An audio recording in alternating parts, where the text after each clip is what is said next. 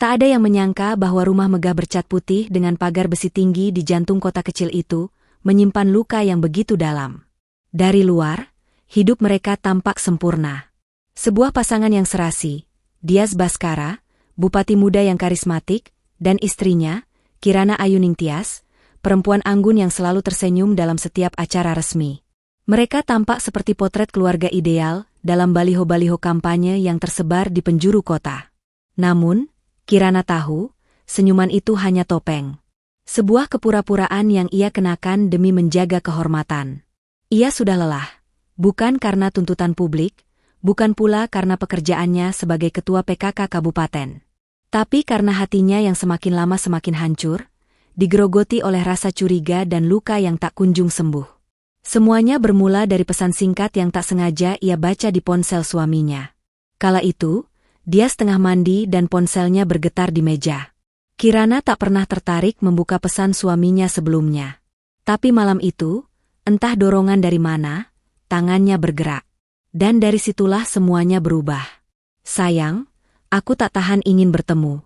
Tolong jangan pulang ke rumah dulu malam ini. Aku rindu sentuhanmu. Pesan itu datang dari nomor yang tak dikenalinya, tapi tanda tangannya sangat jelas. Sekretaris pribadi, Melati. Kirana mematung. Tangannya gemetar. Dunia serasa berputar lebih cepat, dan napasnya tercekat. Sekretaris pribadi suaminya sendiri, perempuan muda yang sering ia ajak ngobrol setiap pagi, yang kerap menyebutnya, Ibu Kirana, dengan sopan dan penuh senyum. Kirana merasakan sesuatu pecah di dalam dirinya malam itu. Tapi ia tidak menangis. Tidak menjerit. Ia hanya diam, membeku seperti patung.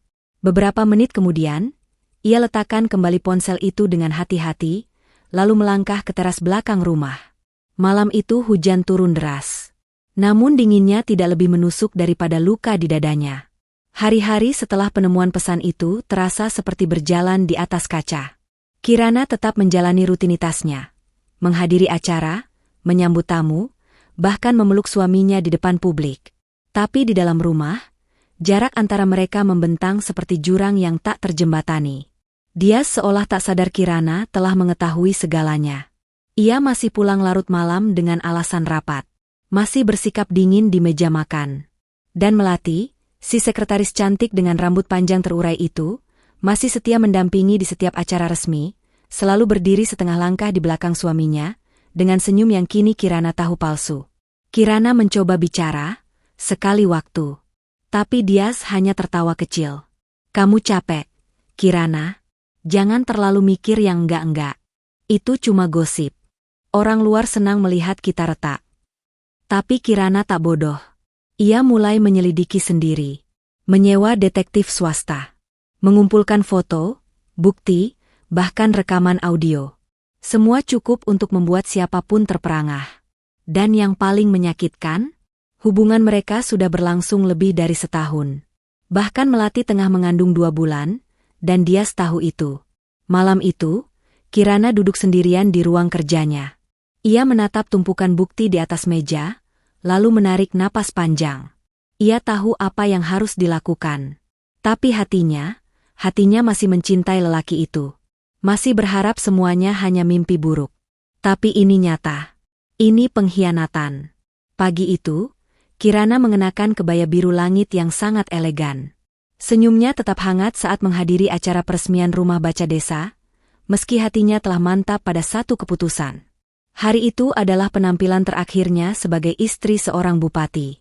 Hari itu, dia memilih mengakhiri semuanya. Setibanya di rumah, Kirana menunggu Dias pulang. Ia duduk di ruang tamu dengan map coklat besar di tangannya. Isinya penuh dengan bukti perselingkuhan Dias dan Melati. Tidak lama, terdengar suara mobil masuk halaman. Suara pintu ditutup.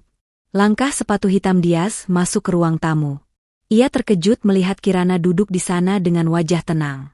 Sayang, tumben gak di kamar? Aku mau bicara. Dias tersenyum sekilas dan melepas jasnya. Tentang apa lagi? Aku capek banget hari ini. Kirana meletakkan map itu di meja. Tentang ini.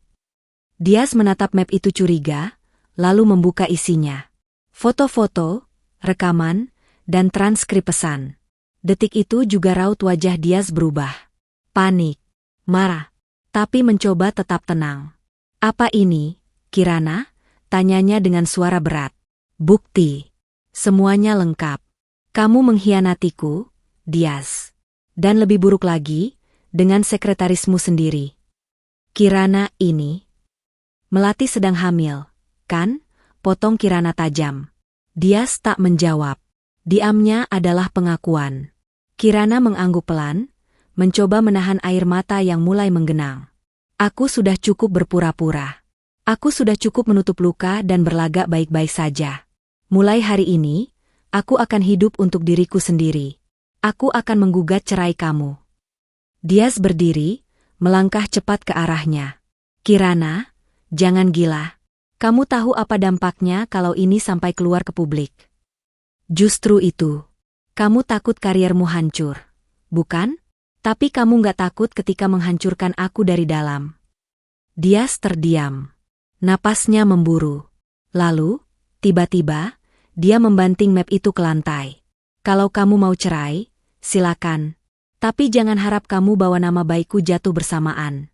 Aku akan pastikan kau keluar dari rumah ini tanpa apa-apa. Kirana berdiri dengan tenang. Jangan khawatir. Aku nggak butuh hartamu. Aku cuma ingin martabatku kembali. Proses perceraian mereka berlangsung cepat, tapi tidak sunyi. Bocoran tentang perselingkuhan Diaz dengan sekretaris pribadinya mulai menyebar. Awalnya hanya bisik-bisik di kalangan pejabat. Tapi saat media lokal mencium bau skandal, berita itu meledak. Bupati X digugat cerai istri karena selingkuh dengan sekretarisnya. Kirana Ayuning Tias ungkap kebusukan di balik rumah tangga sang bupati. Warga kota gempar. Sosok Diaz yang selama ini dielu-elukan sebagai pemimpin muda ideal, mendadak menjadi buah bibir. Tidak hanya karena skandal rumah tangganya, tapi juga karena terungkapnya berbagai penyalahgunaan kekuasaan yang ternyata dilakukan bersamaan dengan hubungan gelapnya. Ternyata, Diaz menggunakan dana operasional bupati untuk menyewa apartemen rahasia, tempat mereka berdua kerap bertemu. Belum lagi laporan penggunaan dana perjalanan dinas yang ternyata fiktif. Semua ini terungkap saat tim pengawas dan BPK melakukan audit khusus setelah skandal itu meledak. Dalam waktu kurang dari 3 bulan, Diaz dipanggil KPK untuk dimintai keterangan. Tekanan publik semakin memuncak. Akhirnya, keputusan besar dijatuhkan oleh gubernur. Diaz Baskara resmi diberhentikan dari jabatannya sebagai Bupati Kabupaten X. Kirana, yang selama ini memilih diam di hadapan media, akhirnya buka suara dalam satu wawancara eksklusif. Aku tidak ingin menjatuhkan siapapun. Tapi aku percaya, kebenaran harus ditegakkan. Ini bukan hanya tentang aku sebagai perempuan dan istri, tapi juga tentang keadilan publik. Seorang pemimpin tidak bisa memakai wajah ganda, baik di depan, busuk di belakang. Wawancara itu viral. Kirana menjadi simbol kekuatan perempuan. Banyak yang mengirimkan dukungan. Bahkan beberapa komunitas perempuan menjadikannya inspirasi perjuangan.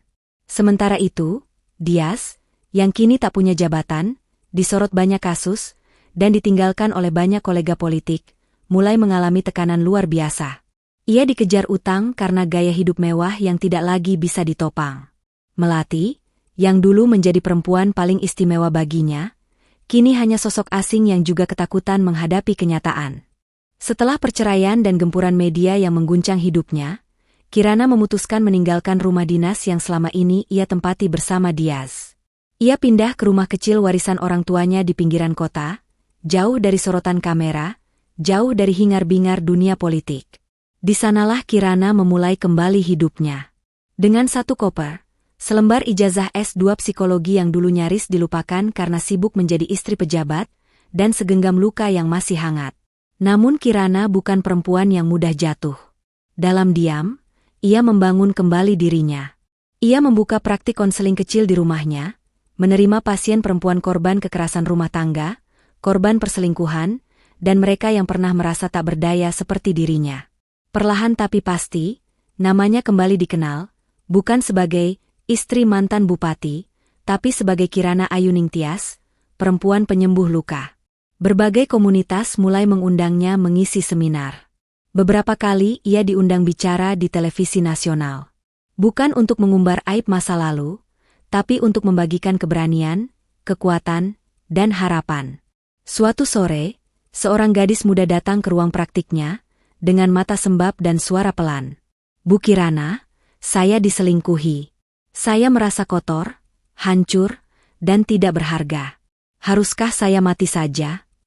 Kirana hanya tersenyum lembut, menggenggam tangan si gadis, lalu berkata, "Kamu tidak kotor.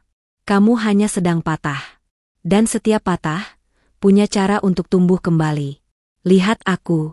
Aku pernah hancur juga." Kalimat itu bukan sekadar kata-kata. Itu cermin hidupnya.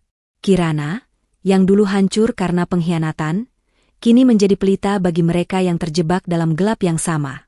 Sementara Kirana membangun ulang hidupnya dengan penuh martabat, hidup Dias justru jatuh makin dalam, seakan dihantui oleh karma yang menggerogoti perlahan tapi pasti.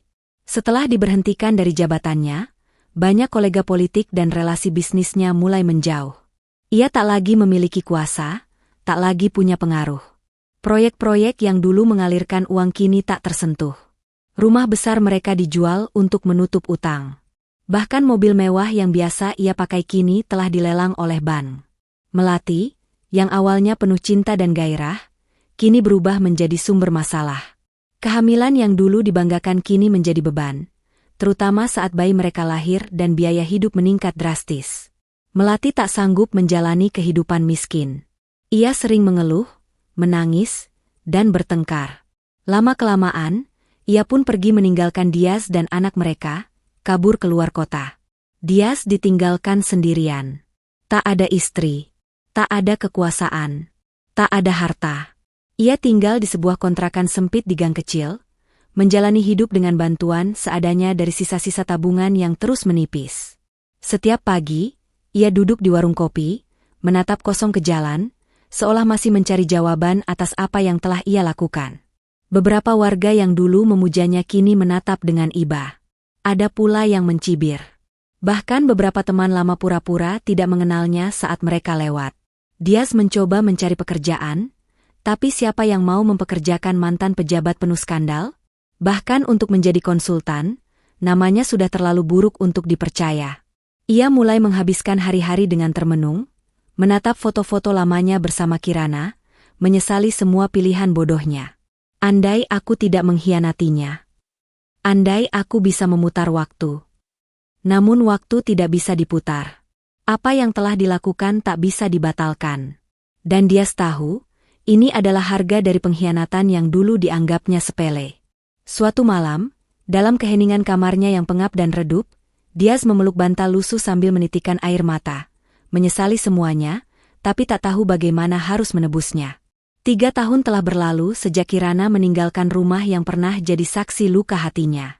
Hidupnya kini jauh berbeda. Bukan lagi istri pejabat, bukan lagi bayangan dari lelaki bernama Dias Baskara.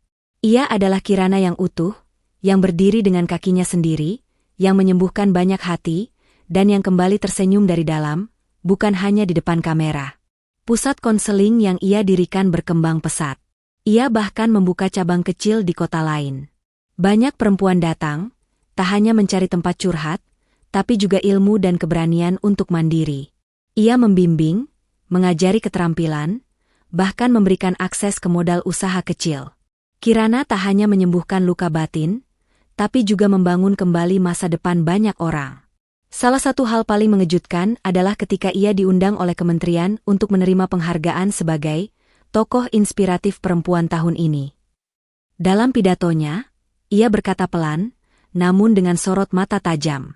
Ketika aku ditinggalkan dan dihancurkan, aku pikir hidupku sudah berakhir. Tapi ternyata, itu adalah awal dari kehidupan yang lebih jujur dan penuh arti. Kita tidak selalu bisa memilih siapa yang menyakiti kita, tapi kita selalu bisa memilih. Apakah kita akan hancur, atau bangkit lebih kuat dari sebelumnya? Tepuk tangan bergemuruh. Air mata menetes dari mata banyak penonton di ruangan itu. Dan Kirana? Ia hanya tersenyum. Tidak untuk membalas siapapun, tapi untuk merayakan dirinya sendiri. Hidupnya kini tenang. Ia punya rumah kecil yang nyaman, 2 kucing lucu, dan kebun bunga yang ia rawat setiap pagi. Tak ada glamor. Tak ada kekuasaan. Tapi ada ketulusan, ada kedamaian. Suatu siang yang panas, saat Kirana sedang menyiram mawar-mawar di pekarangan rumahnya, sebuah motor tua berhenti di depan pagar. Ia menoleh, dan tubuhnya seketika membeku. Dias. Ia kini sangat berbeda. Wajahnya lebih tirus, kulitnya menggelap, rambutnya beruban. Ia mengenakan kemeja usang dan celana yang sudah pudar warnanya. Di tangan kirinya ada amplop besar berwarna coklat. Kirana membuka pagar. Tak ada senyum. Tak ada kemarahan. Hanya diam. "Maafkan aku datang tiba-tiba," kata Dias, suaranya parau. "Ada apa, Dias?" tanyanya datar. "Aku hanya ingin menyerahkan ini.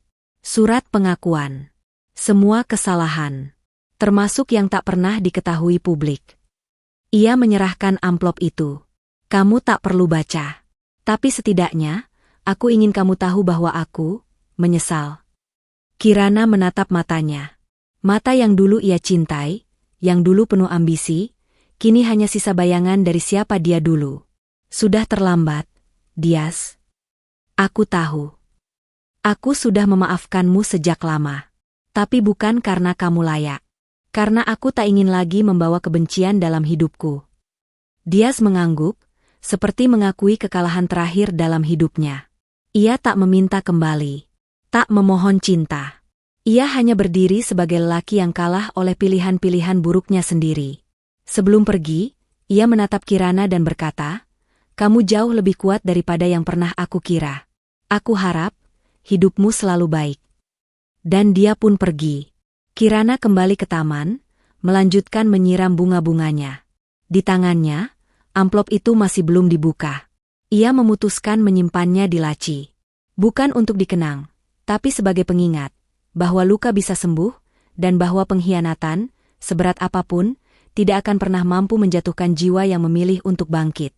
Malam itu, di ruang kerja kecilnya, Kirana menuliskan satu catatan dalam buku hariannya. "Aku telah melewati badai. Dan kini, aku adalah langit yang lebih jernih." Terima kasih sudah mendengarkan cerita ini, semoga kita dapat mengambil pelajaran di dalamnya.